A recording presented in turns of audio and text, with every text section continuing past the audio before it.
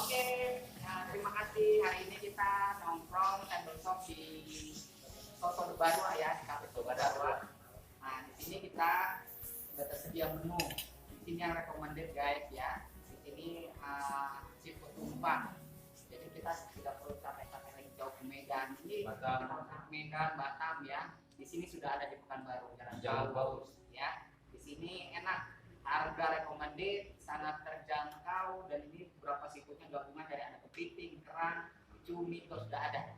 Ya, jadi untuk teman-teman kalau mau misalnya double top, mau presentasi boleh terbuka. Ya, ini sangat bagus ya. Kita coba langsung ya. Oke.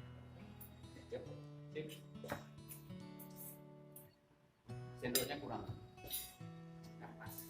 Enggak.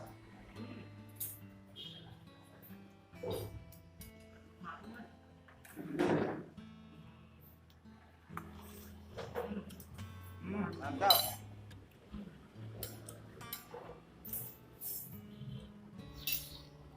Rasanya legit guys ya. Ini pas citra rasanya, rasa banget, tidak terlalu banyak yang namanya pincit-pincit rasa.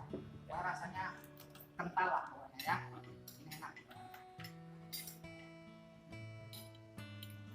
Mantap guys.